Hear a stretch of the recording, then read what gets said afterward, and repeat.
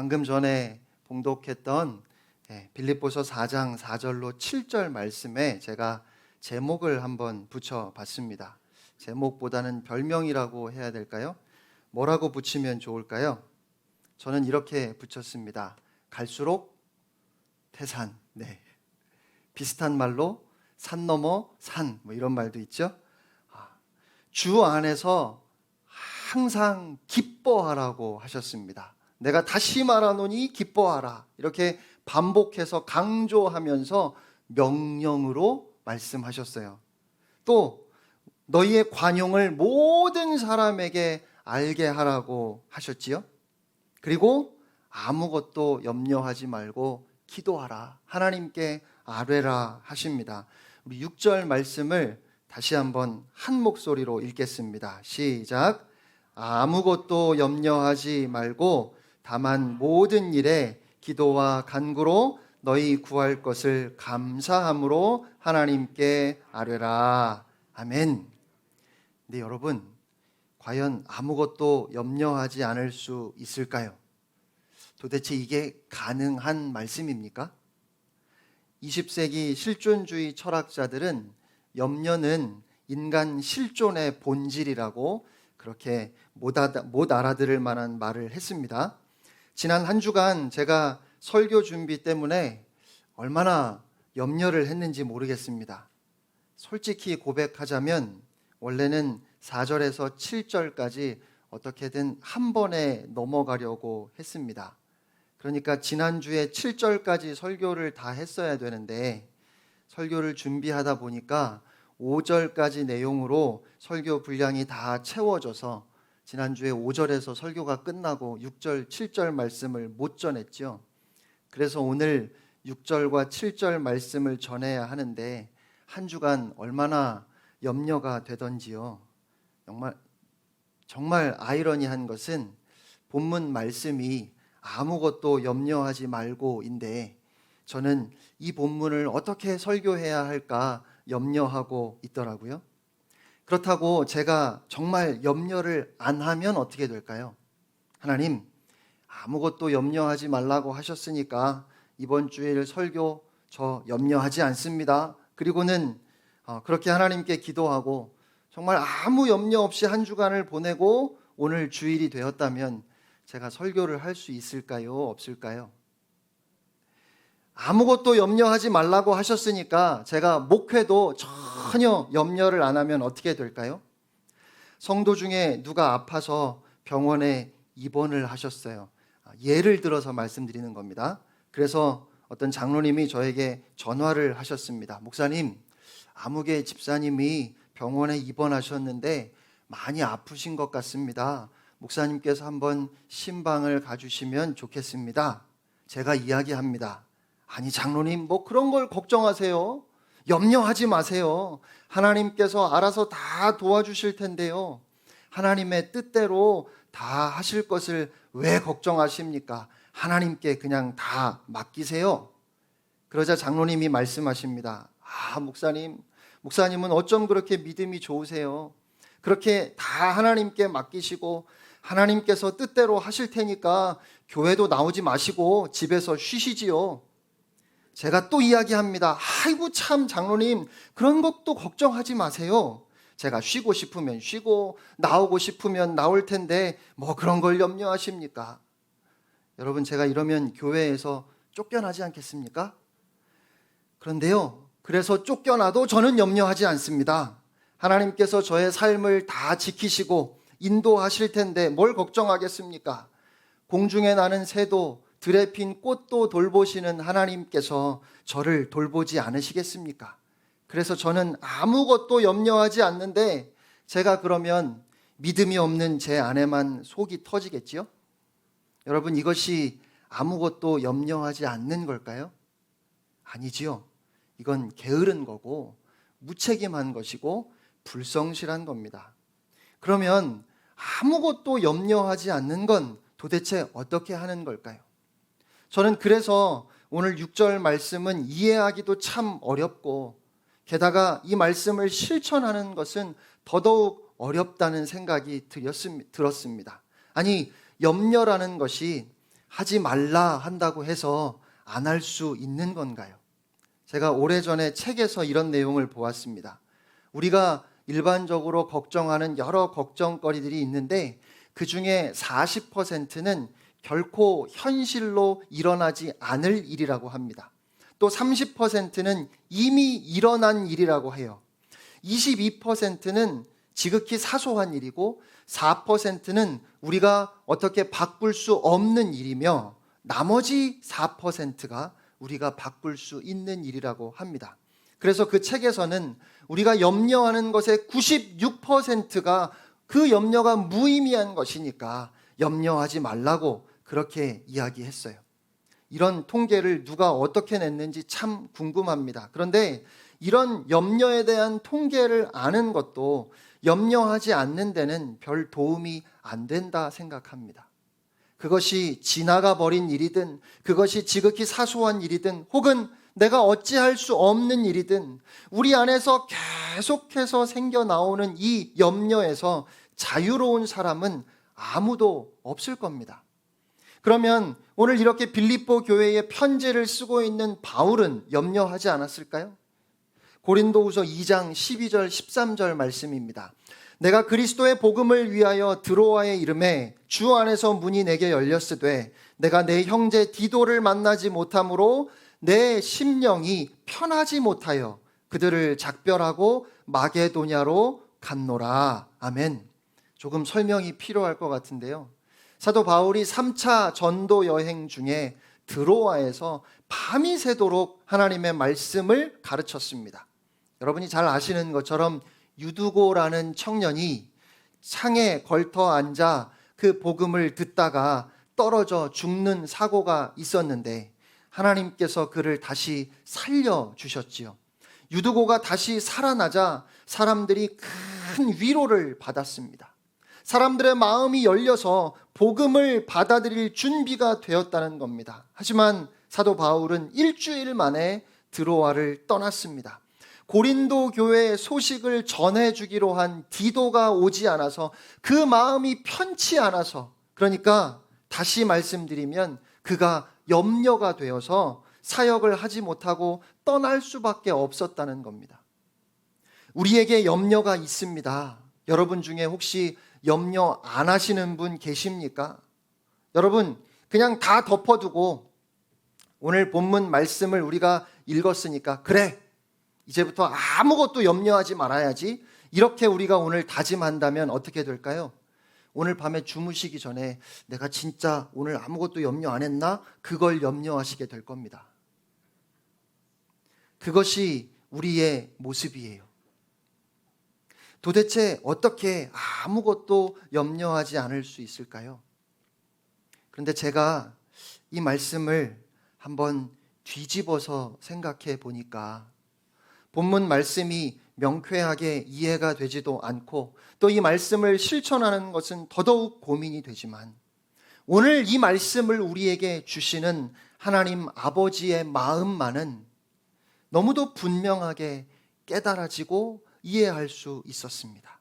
여러분, 아무것도 기도하지 않고 오직 모든 일에 염려한다면 어떨까요?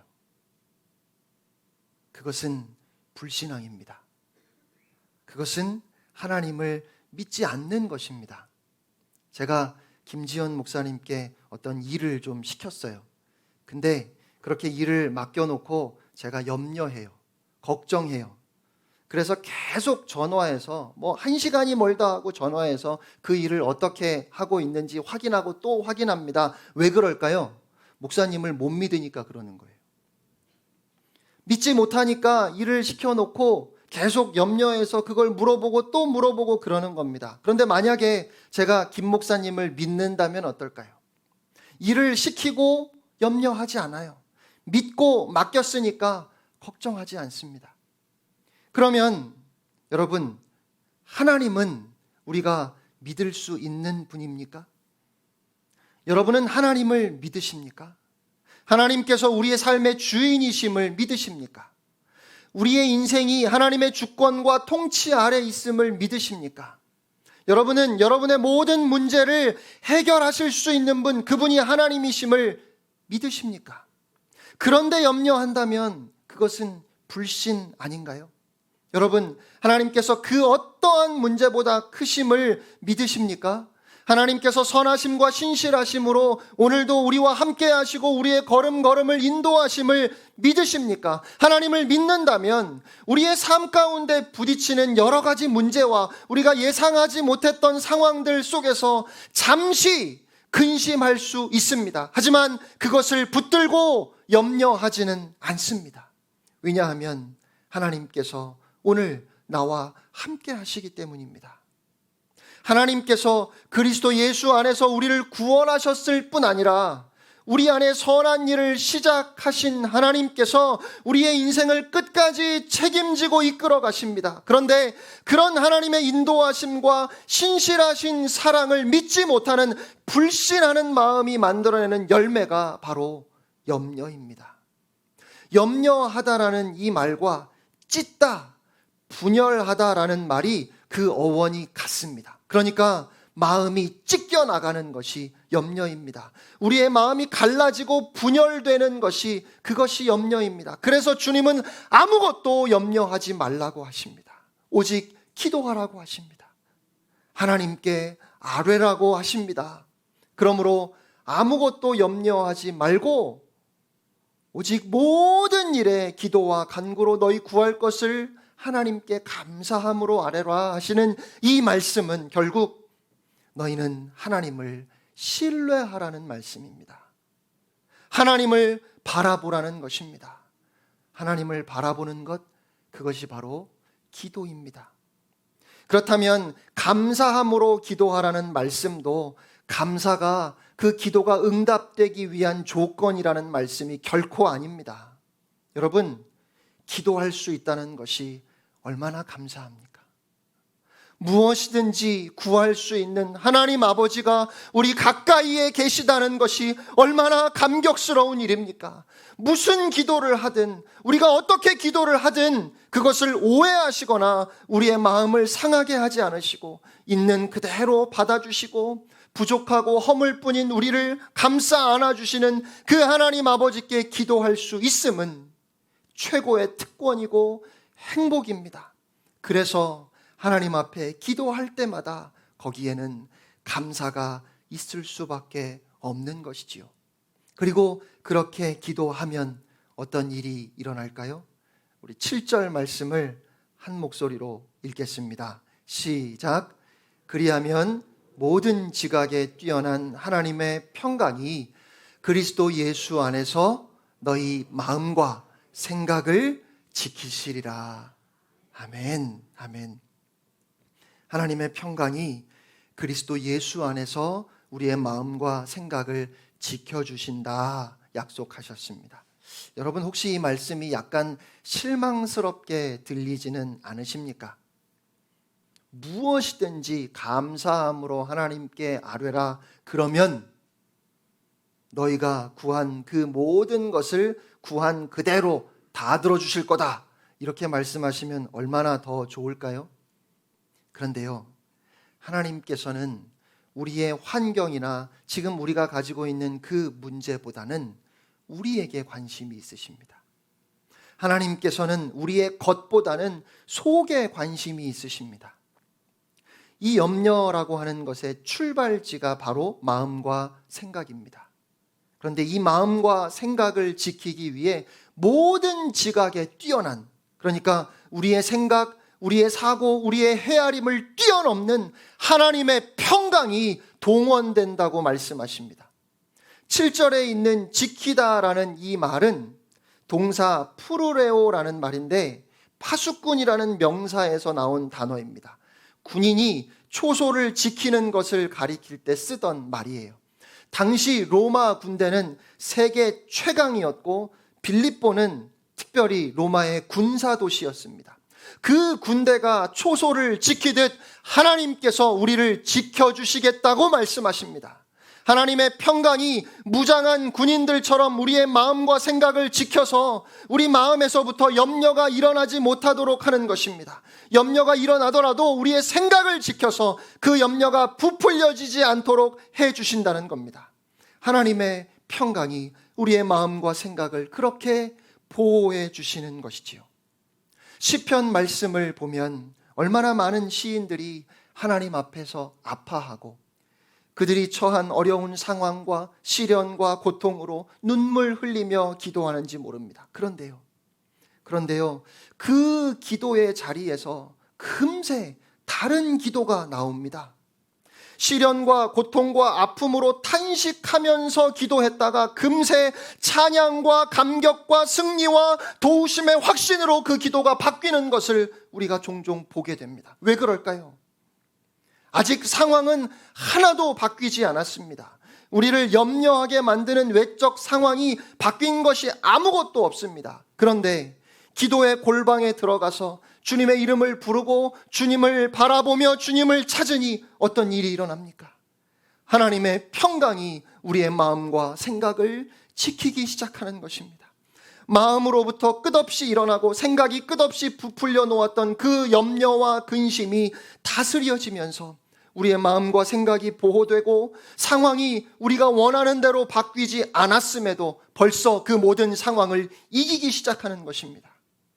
염려와 근심에서 빠져나오기 시작할 뿐만 아니라 하나님께서 하나님의 때에 하나님의 방법으로 우리의 모든 문제를 해결하실 때 그 역사하심 속에서 큰 증거를 얻게 되는 것입니다. 기도할 때 하나님께서 위로해 주시고 우리에게 약속을 주십니다. 그 약속을 붙들고 여전히 주님을 바라보니까 하나님의 때에 하나님의 신실하심으로 그 약속을 이루어 주십니다. 하나님께서 이러한 확신과 담력을 주시면서 이제 모든 상황과 형편 가운데 믿음으로 승리의 걸음을 걸어가게 하시는 것입니다. 하나님의 평강이 우리의 마음과 생각을 지키는 것이 기도의 가장 근본적인 응답입니다. 우리 하나님은 능치 못함이 없는 분이시기 때문에 여러분이 염려하는 그 문제 하나 해결하는 것은 우리 주님에게 지극히 작은 일입니다. 그런데 하나님께서 진짜 원하시는 것은 그러한 문제들을 통하여서 우리를 빚어가시는 것입니다.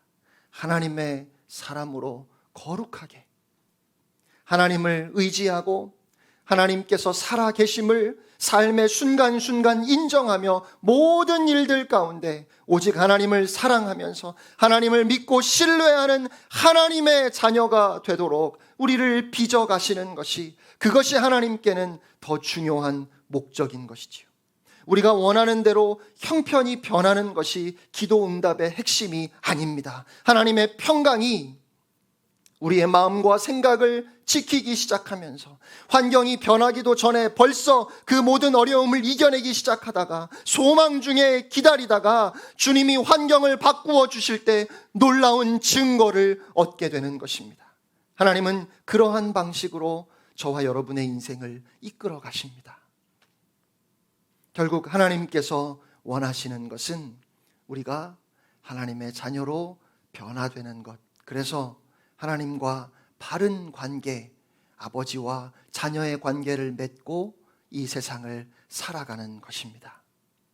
제가 2년 전에 한번 말씀드린 적이 있는 것 같은데요. 멕시코 선교사로 헌신했던 닥터 그린웨이라는 분이 계십니다. 어느 날 밤에 늦은 시간인데 누군가 선교사님의 집 문을 두드렸습니다. 그린웨이가 문을 열어보니까 10살쯤 되어 보이는 한 소녀가 딱 노숙자의 모습으로 정말 불쌍하게 벌벌 떨면서 서 있습니다. 그린웨이가 집 안으로 들어오라고 하고는 그 아이에게 무슨 일인지 물었습니다. 이 아이가 말하기를 어머니는 4살 때 죽었고 아버지를 마지막으로 본 것은 3개월 전인데 알코올 중독자였던 아버지가 자기를 총으로 쏴 죽이겠다고 해서 집을 뛰쳐나왔다는 겁니다. 그리고 3개월 동안 구걸을 하면서 길에서 살았어요. 지금까지 사랑이라는 걸 받아보지 못한 이 아이는 길거리에 혼자 나와서 지내면서 산다는 것이 얼마나 고통스러운지를 알게 되었습니다. 그렇게 고생하며 밥도 못 먹고 지내다가 이 집이 선교사님의 집이라는 것을 우연히 듣고 용기를 내서 혹시 도움을 받을 수 있을까 찾아온 것이었습니다. 선교사님이 그 아이의 이야기를 듣고 도저히 이 아이를 다시 거리로 내보낼 수가 없었습니다. 그래서 선교사님에게 이미 4명의 자녀가 있었지만 가족들을 다 불러서 상의를 하고 이 아이를 입양하기로 결정했습니다. 그리고 그 여자아이에게 이렇게 말했습니다. 이제부터 너는 내 딸이야. 너는 이 집에서 우리 가족과 함께 살게 될 것인데 너는 내 딸이기 때문에 이 집 안에 있는 것은 네가 원하는 것이면 무엇이든지 다 가질 수 있다. 냉장고에 있는 음식은 언제든지 네가 먹고 싶을 때 먹어도 좋다. 필요한 것이 있으면, 도움이 필요하면 언제든지 나에게 말해라. 이제 내가 너의 아버지야. 내가 너의 아버지니까 이제 내가 너의 모든 필요를 다 책임져 줄 거야. 이 아이가 알겠다고, 고맙다고 고개를 끄덕였습니다.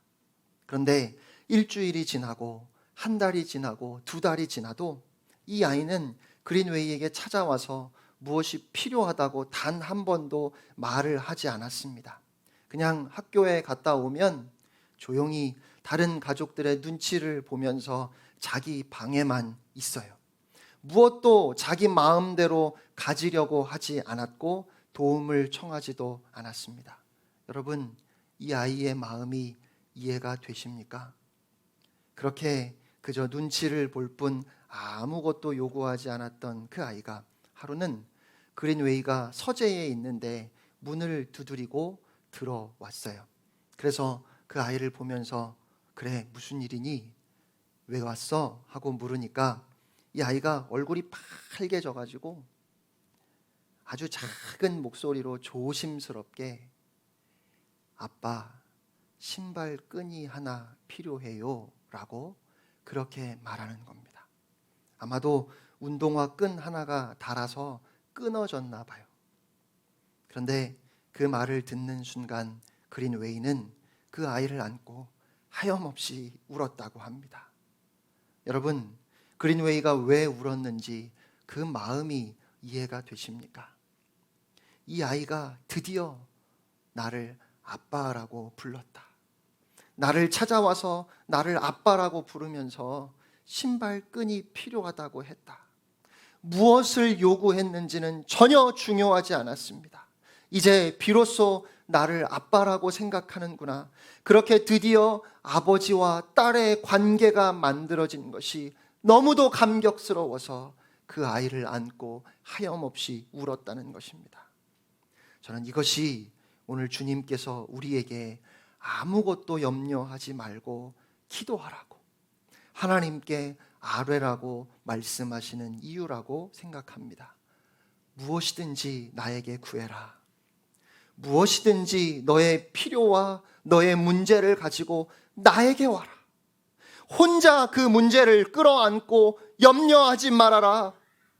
무엇이든지 나에게 구하고 찾으면 내가 좋은 것을 너에게 줄 것이다. 그러므로 너는 내가 너의 아버지임을 잊지 말고 나의 아들, 나의 딸로서 권세를 누리며 살아라. 오늘 주님께서 우리에게 그렇게 말씀하십니다. 제가 어렸을 때 교회에서 많이 불렀던 복음성가 중에 내일 일은 남 몰라요라는 찬양이 있습니다. 이 곡은 외국 찬양을 번역한 곡입니다. 우리말로는 1절, 2절, 3절 가사가 다 다른데요. 본래는 1절 뒷부분이 후렴입니다. 우리말 1절 뒷부분이 이렇습니다. 내일 일은 난 몰라요. 장래일도 몰라요. 아버지여 날 붙드사 평탄한 길 주옵소서. 그런데 원곡의 후렴 가사를 그대로 직역하면 이렇습니다. 내일에 관한 많은 것을 저는 이해할 수 있다고 생각하지 않습니다. 그러나 저는 내일을 쥐고 계신 분이 누구신지 압니다.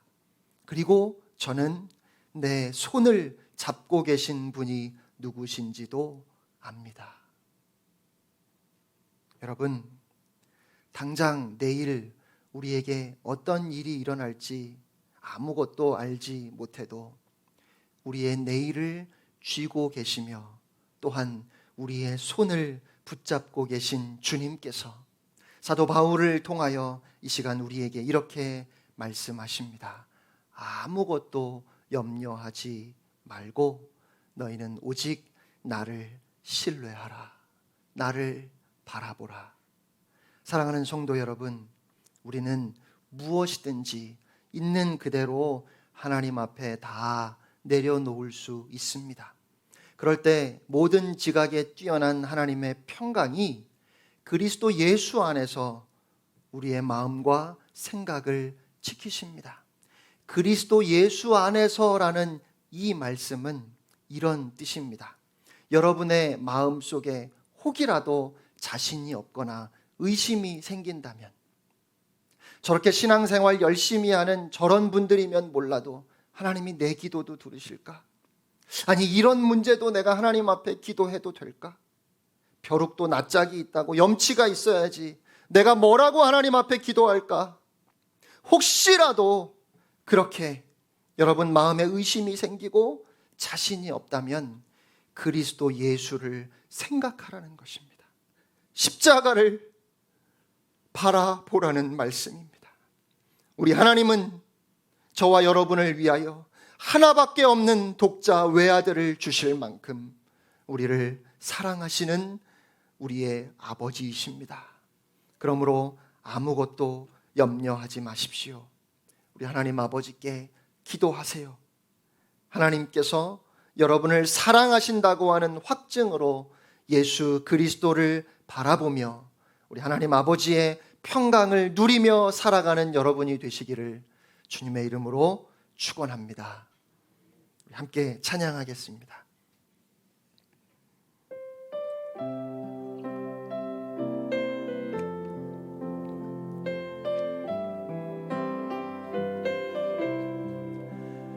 내일 일은 난 몰라요. 하루하루 살아요. 불행이나 요행함도 내 뜻대로 못해요. 험한 이 길 가고 끝은 없고 고네요. 주님 예수 발레미사 내 손 잡아 주소서. 내일 일은 난 몰라요. 장래일도 몰라요.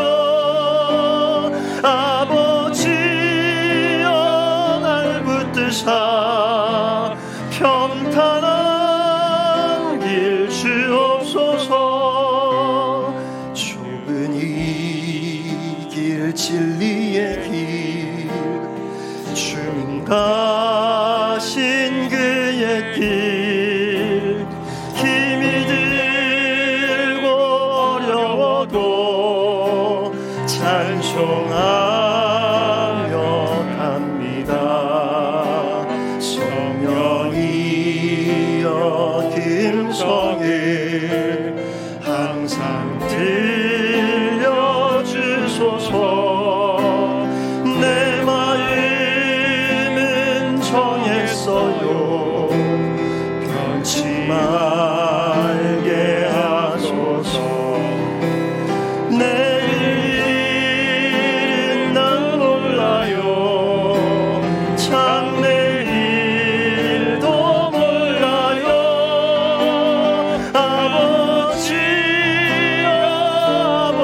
아버지여 주신 소명 이루소서. 만왕의 왕 예수께서 이 참